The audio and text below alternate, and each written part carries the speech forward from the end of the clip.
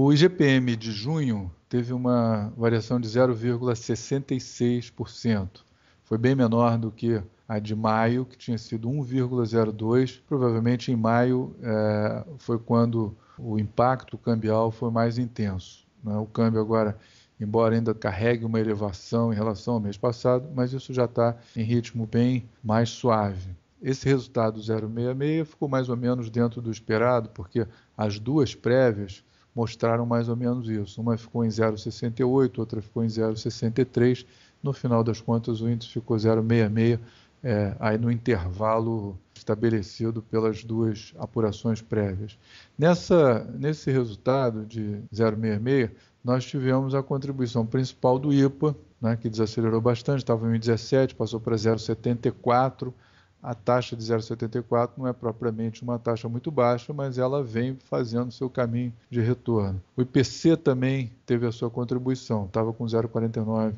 No mês passado está com 0,17 agora. O INCC que ficou exatamente na mesma, 1,30 e 1,31 agora, porque o INCC está no meio de um processo de reajuste de mão de obra. Várias cidades, São Paulo em primeiro lugar, mas também Brasília, um pouco em Porto Alegre, estão fazendo reajustes, né, que começaram em maio, se prolongaram no mês de junho.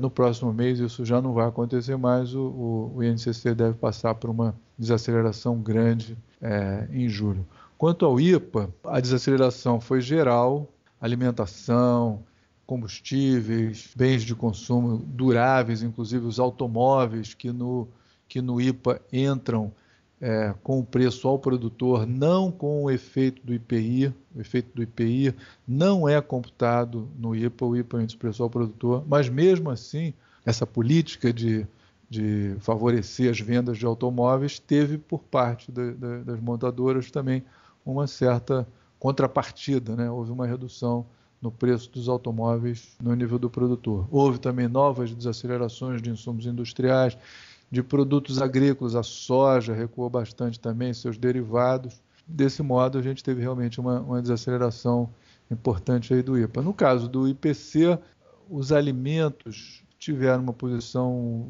de ligeiro impacto positivo, mas por causa dos in natura, né? Mamão, batata e algumas outras hortaliças e legumes tiveram uma certa pressão, mas de uma maneira geral, alimentação, laticínios, carnes, derivados de soja, todos eles contribuíram para a desaceleração.